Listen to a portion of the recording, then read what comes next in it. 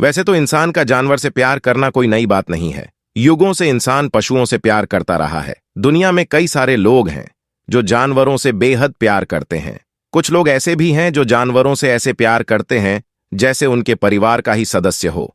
इंसान के पास जज्बात जाहिर करने के लिए शब्द हैं, लेकिन सवाल यह है कि क्या बेजुबान जानवर भी प्यार को महसूस करते हैं? तो जवाब है हाँ, क्योंकि दोस्तों तब क्या हुआ जब इस घोड़े ने औरत के साथ जो किया उसे देखकर पूरे गांव की रूह कांप उठी। आखिर घोड़े ने उस महिला के साथ ऐसा क्या किया कि वह पूरे इलाके में बदनाम हो गई? उस महिला ने कभी वह घोड़ा क्यों नहीं बेचा? आखिर उस औरत का उस घोड़े से क्या रिश्ता था? दोस्तों, यकीनन ऐसी हैरत अंगेज घटना आपने पहले कभी नहीं देखी होगी, क्योंकि दोस्तों यह वाक्य इतना मशहूर नहीं है और हमें पूरा यकीन है कि आपने इससे पहले यह वाक्य कभी नहीं सुना होगा। तो आज के वाक्य को जानते हैं और इसी तरह की घटनाओं और वाक्य से रूबरू होते रहने के लिए आज ही सब्सक्राइब करें हमारे चैनल को और साथ ही बेल आइकॉन को प्रेस करें।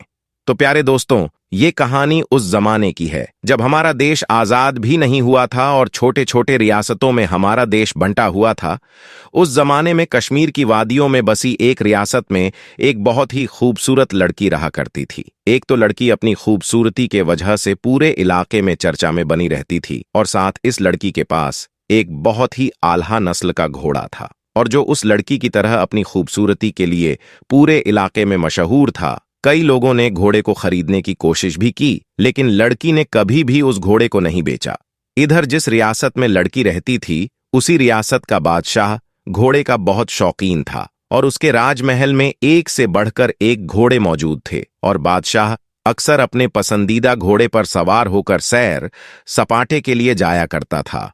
और उसके साथ ही इस बादशाह को शिकार का भी बहुत शौक था और इस काम के लिए वह अपने खेमे में मौजूद सबसे खूबसूरत और सबसे मजबूत घोड़े को लेकर जाता था। तो ऐसे में बादशाह का मूड बना तो बादशाह ने अपनी सिपाहियों को बुलाकर कहा कि जाओ और अस्तबल में मौजूद घोड़े में से एक मजबूत घोड़े को लेकर आओ। बादशाह ने जब सिपाही से कहा तो सिपाही कहने लगा कि बादशाह सलामत, हमारी रियासत में एक लड़की है जो कि यही कोई 28 साल की है, और बादशाह सलामत इस लड़की के पास एक बहुत ही खूबसूरत घोड़ा है जिसे लड़की के अलावा किसी ने छुआ तक नहीं है, और न ही लड़की ने घोड़े को बेचा है। जब बादशाह ने घोड़े के बारे में बात सुनी तो बस वह घोड़े को देखने के लिए बेताब हो गया। उसने फौरन सिपाहियों को हुक्म दिया कि जाओ उस लड़की से घोड़ा लेकर आओ।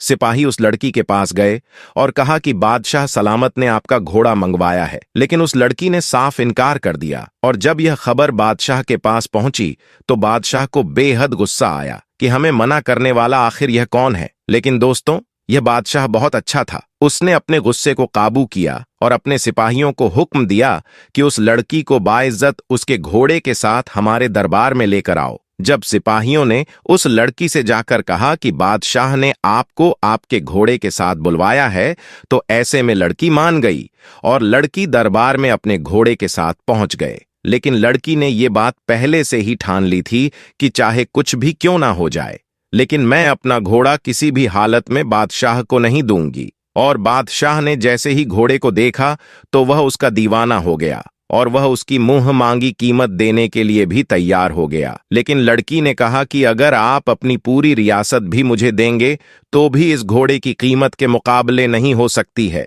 मैं इस घोड़े को किसी भी कीमत पर बेचने के लिए तैयार नहीं हूं। तो इस पर बादशाह ने पूछा कि आखिर इस घोड़े में ऐसा क्या है? तो लड़की ने कहा कि बस यह मेरा पसंदीदा घोड़ा है।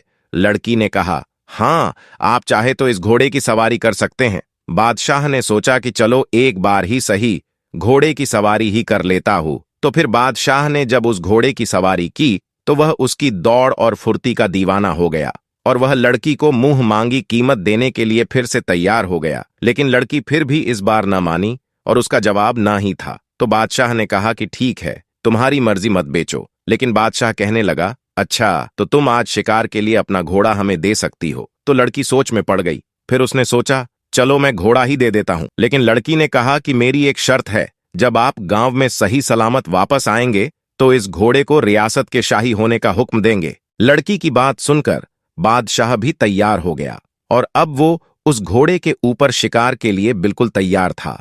बादशाह उस दिन बहुत ज्यादा खुश था। अगले दिन जब बादशाह जाने लगा तो उसके पीछे कुछ सिपाही भी निकले। जब बादशाह शिकार की जगह पर पहुंचा तो उसने घोड़े को रोकने की कोशिश की, लेकिन पूरी कोशिश के बावजूद घोड़ा नहीं रुका और घोड़ा हवा से बातें करता हुआ और अपनी पूरी रफ्तार से आगे बढ़ता जा रहा था। बादशाह के पीछे चल रहे सिपाही घबरा गए और सोच में पड़ गए कि आज से पहले तो बादशाह सलामत इससे आगे कभी नहीं गए थे, तो आखिर अभी इस इलाके में कहां जा रहे हैं। फिर वह बादशाह के पीछे चलती है। फिर थोड़ी देर चलने के बाद घोड़ा एक ऐसी जगह रुका जहां बहुत सारे फल और नदियां और बहुत खूबसूरत नजारा था, जिसे देखकर बादशाह का दिल खुश हो गया। उसे वहां बहुत अच्छा सुकून मिल रहा था। उसे ऐसा लग रहा था कि इससे अच्छी जिंदगी कहीं नहीं हो सकती, क्योंकि दोस्तों वहां का जो माहौल था वह बहुत ज्यादा सुंदर और शांत था, जिसे देखकर मन और दिमाग अपने आप ही शांत हो जाता था। और वहां बादशाह की पसंद के जानवर भी शिकार के लिए मौजूद थे, जिसे देखकर बादशाह और भी ज्यादा खुश हो गए। और बादशाह ने सोचा कि यह घोड़ा तो बहुत ही समझदार है, मैंने आज से पहले इससे ज्यादा खूबसूरत जगह कहीं नहीं देखी थी। फिर बादशाह ने वहां खूब शिकार किया और फल खाए और वापस आकर लड़की को उसका घोड़ा देते हुए कहा कि वाकई में आज से पहले मैंने इतना शानदार घोड़ा कहीं नहीं देखा था। इसके बाद फिर से बादशाह ने लड़की को घोड़ा बेचने के लिए कहा, लेकिन लड़की ने मना कर दिया और वादे के मुताबिक बादशाह ने घोड़े को शाही घोड़े का तगमा दे दिया। लेकिन अभी भी बादशाह के दिमाग में यह बात थी कि आखिर लड़की को घोड़े के साथ इतना लगाव क्यों है। और जहां लड़की और घोड़े की तारीफ हो रही थी और जो लोग बादशाह और लड़की से हसरत करते थे, उन्होंने गलत अफवाहें फैलानी शुरू कर दी कि इस लड़की के घोड़े के साथ नाजायज ताल्लुका थे। और कई बार हमने खुद लड़की को घोड़े के साथ पहले सुबह जंगल में जाते देखा है। और जब यह बात बादशाह के कानों तक पहुंची तो बादशाह के कुछ जासूसों को लड़की के पीछे लगा दिया गया। फिर जासूसों ने भी लड़की को सुबह घोड़े पर सवार होकर जाते हुए देखा तो उन लोगों ने कहा, जी हां, बादशाह सलामत रोज सुबह उसे घोड़े के साथ वह लड़की जंगल में जाती है। और सिपाहियों ने बताया कि जब वह आती है तो उसके पास कुछ फल या फिर शिकार किया हुआ जानवर होता है। ये सब सुनकर बादशाह समझ नहीं पा रहा था कि आखिरकार असल मामला क्या है। तो फिर बादशाह ने उस लड़की से ही पूछा कि तुम जंगल क्यों जाती हो। तो लड़की ने राज से पर्दा उठाते हुए बताया कि दरअसल मैं इसी जंगल में पैदा हुई थी और मेरे माँ बाप बचपन में ही गुजर गए थे। उसके बाद से ही मैं इन्हीं जानवरों के बीच पली बड़ी हूं। ऐसे में मुझे जानवरों से बहुत प्यार था और मैं हर जानवर का ख्याल रखती थी। इसी दौरान जंगल से गुजरते हुए एक बुजुर्ग मुझे यह घोड़ा देकर चले गए और उन्होंने मुझसे कहा कि तुम इस घोड़े का ख्याल रखना और यह तुम्हारा ख्याल रखेगा। उसके बाद लड़की ने बताया कि मैं इस घोड़े से इतना प्यार करती थी, इसका इतना ख्याल रखती थी जितना कि बाकी जानवरों से नहीं करती थी। और जैसे जैसे घोड़ा बड़ा होता चला गया तो यह मेरा ख्याल रखने लगा और हमेशा की तरह यह मुझे ऐसी जगह लेकर जाने लगा जहां से मैं कभी गुजरी नहीं थी और वह जगह इससे पहले मैंने कभी नहीं देखी थी। और वहीं से मैं फलों की टोकरी या शिकार किया हुआ जानवर लेकर आती हूं और उनको बेचकर अपना गुजारा करती हूं। उसके बाद फिर सब लोगों को समझ में आ गया कि आखिरकार लड़की और घोड़े के बीच में क्या रिश्ता है। और यह जो रिश्ता है, यह रिश्ता वफा और मोहब्बत का है। तो इस कहानी से बात तो समझ में आती है कि चाहे भले ही इंसान से मोहब्बत करें तो उसे धोखा मिलने की गुंजाइश तो होती है, लेकिन जब आप एक जानवर से मोहब्बत करेंगे तो आपको कभी भी धोखा नहीं मिलेगा।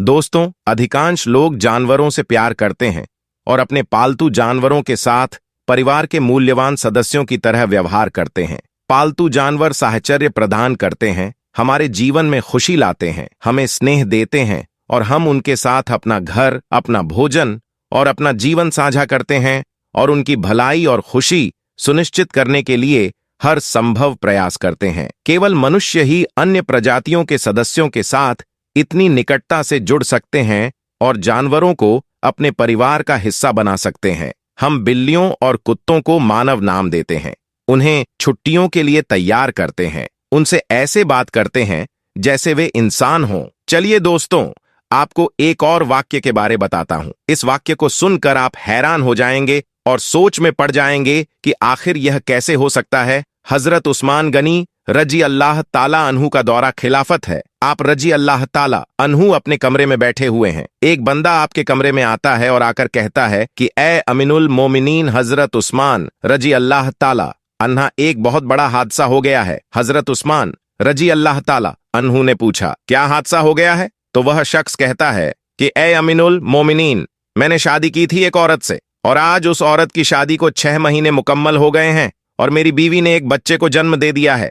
अब आपसे मेरी एक दरख्वास्त है कि मेरी शादी को तो अभी 6 महीने ही हुए थे और यह बच्चा कैसे पैदा हो सकता है? अब इस वाकया से पहले दोस्तों, आम लोगों के अंदर यह बात पाई जाती थी कि 6 महीने में बच्चा पैदा नहीं हो सकता, इसलिए वह आदमी भी परेशान हो गया और अपने उस बच्चे को देखा भी नहीं और सीधा अमीनुल मोमिनीन के पास आ गया। हजरत उस्मान रजी अल्लाह ताला अन्हु ने लोगों को जमा किया और मशविरा किया कि यह बच्चा हलाल का है या हराम का। और इससे पहले ऐसा वाक्य कभी भी पेश नहीं आया कि किसी औरत ने 6 महीने के बाद किसी बच्चे को जन्म दिया, और यह पहला वाक्य था। और दोस्तों, अरब के अंदर आम तौर पर 6 महीने के बच्चे को हराम का बच्चा समझा जाता था। तो मशवरे में मौजूद तमाम लोगों ने कहा कि 6 महीने का बच्चा अरब के अंदर कभी भी पैदा नहीं हुआ है, लिहाजा यह हलाल का नहीं हो सकता है बल्कि हराम का ही है। और जब हजरत उस्मान रजी अल्लाह ताला अन्हु ने तमाम लोगों से मशविरा कर लिया और हिसाब किताब वालों ने सब ने यही कहा कि अरब की तारीख में 6 महीने के बच्चे को हराम समझा जाता है, तो यहां पर हजरत उस्मान रजी अल्लाह ताला अन्हा ने हुक्म दिया कि औरत को संगसार कर दिया जाए। हजरत उस्मान रजी अल्लाह ताला अन्हु ने हुक्म दिया कि औरत को खुले मैदान के अंदर जमीन में गाड़कर रज्जन का अमल शुरू कर दिया जाए। अब जैसे ही आपने हुक्म दिया और आपने यह फैसला फरमाया तो यह खबर आसपास के इलाकों में फैल गई और चलते चलते यह खबर हजरत अली रजी अल्लाह ताला अन्हा के कानों में भी जा पहुंची। अब हजरत अली उस मैदान के बजाय जहां उस औरत को संघार किया जाना था वहां पर ना जाते हुए सीधा हजरत उस्मान रजी अल्लाह ताला अन्हा के पास जा पहुंचे और सलाम करने के बाद अमीनन मोलिनी से पूछा कि उस्मान, क्या आपने यह हुक्म दिया है कि उस औरत को रज्जन किया जाए जिसने 6 महीने का बच्चा पैदा किया है? तो हजरत उस्मान रजी अल्लाह ताला अन्हा ने फरमाया है, मैंने यह हुक्म दिया है क्योंकि उसने हराम का बच्चा जन्मा है और 6 महीने में बच्चा पैदा नहीं हो सकता, और मैंने यह फैसला तमाम लोगों के मशवरे से किया है और सभी ने यह मशवरा किया है कि 6 महीने का बच्चा हलाल का नहीं हो सकता। अब हजरत अली रजी अल्लाह ताला अन्हु ने इरशाद फरमाया और कहा कि ए अमीनुल मोमिनीन, आपने गलत फैसला किया है। हजरत उस्मान रजी अल्लाह ताला अन्हु ने फरमाया कि मैंने अपना हिसाब और किताब लगाया है कि 6 महीने का बच्चा हलाल का नहीं हो सकता है। तो यहां पर हजरत अली ने फरमाया कि उस्मान 6 महीने का बच्चा तो कुरान से साबित है। अब हजरत उस्मान रजी अल्लाह ताला अन्हु यह सुनकर परेशान हो गए कि कुरान से कैसे साबित है। फिर हजरत उस्मान राजी अल्लाह हो ताला अन्हु ने कहा कि अच्छा, ये तो 2.5 साल बनते हैं, अब इसमें से 6 महीने का बच्चा कैसे निकलेगा? तो हजरत अली ने फरमाया कि दूसरी आयत पढ़ो, अल्लाह फरमाता है कि 2 साल दूध पिलाने के 30 महीनों में 2 साल निकालो, और जब आप 24 महीने निकालेंगे तो पीछे 6 महीने बचेंगे। तो हजरत उस्मान रजी अल्लाह ताला अन्हु फरमाने लगे कि ए अली, बात तो तुमने बिल्कुल ठीक कही है। हजरत अली रजी अल्लाह ताला अन्हु ने फरमाया, कयामत तक अगर किसी औरत का 6 महीने का बच्चा बिस्तर पर पैदा हुआ है तो उसे हलाल किया जाएगा, हराम नहीं, क्योंकि यह कुरान की आयत के मुताबिक है। और सारी दुनिया झूठी हो सकती है लेकिन कुरान पाक की बात कभी झूठी नहीं हो सकती। हजरत उस्मान रजी अल्लाह ताला अन्हु ने फौरन सिपाहियों को दौड़ाया, अल्लाह ना करे कि उस औरत का संसार कर दिया जाए तो कयामत के दिन मैं उस्मान को क्या बोलूंगा। और आपने सिपाहियों से फरमाया कि जल्दी जाइए, उस औरत को बचाइए। हजरत अली रजी अल्लाह ताला अन्हा भी वहां से निकले और वह सिपाही भी निकले। अल्लाह का करम है, ऐसा हुआ कि उस औरत को जमीन में गाड़ दिया गया और उसका सिर्फ चेहरा ही बाहर था और उसकी बहन उसे आखिरी मुलाकात करने आई हुई है और जारोकता रो रही है और उससे बातें कर रही है। अब सिपाही भी वहां पर पहुंच गए, हजरत अली भी वहां पहुंच गए। उस वक्त वहां पहुंचते ही हजरत उस्मान रजी अल्लाह ताला अन्हु ने उस रज्जन को रोकने का हुक्म दे दिया। उस वक्त उस जमीन में घड़ी हुई औरत ने अपनी बहन से एक बात कही है कि ए मेरी बहन, मत रो और ना यह गम कर, और कहने लगी कि उस्मान रजी अल्लाह ताला अन्हु के हुक्म से मुझे रज्जन तो किया जा रहा है, लेकिन मैं अल्लाह की कसम खाकर कहती हूं कि जिन्ना तो बहुत दूर की बात है, खुदा की कसम मुझे किसी गैर महरूम ने छुआ तक नहीं है। और उस औरत को उसी वक्त जमीन से बाहर निकाला गया और हजरत उस्मान रजी अल्लाह ताला अन्हु ने उस औरत को अपने पास बुलाया और उसके बेटे को पेश किया गया। रिवायत के अंदर ही यह अल्फाज मौजूद है कि जिस तरह परिंदों में दो अंडे मिला दिए जाए तो पता ही नहीं चलता कि कौन सा अंडा किसका है, दोनों में क्या फर्क है, इसी तरह उस बच्चे की शक्ल और सूरत बिल्कुल उसके वालिद के ऊपर थी और वालिद ने उसको अभी तक नहीं देखा था। वालिद ने जब देखा और कहा कि अल्लाह की कसम, यह तो मेरा ही बेटा है। तो मेरे प्यारे अजीज दोस्तों, यहां पर एक बात तो मालूम हो गई कि जो 6 महीने में बच्चा पैदा होता है उसे हलाल का समझा जाएगा, क्योंकि कुरान पाक में यह फैसला मौजूद है। तो उम्मीद करते हैं अगर आपको आज की हमारी वीडियो पसंद आई हो तो इस वीडियो को लाइक जरूर करें और चैनल को सब्सक्राइब करके और साथ लगे बेल आइकॉन को प्रेस कर दे। इंशाअल्लाह मिलेंगे एक नई वीडियो के साथ। तब तक के लिए सभी को अल्लाह हाफिज।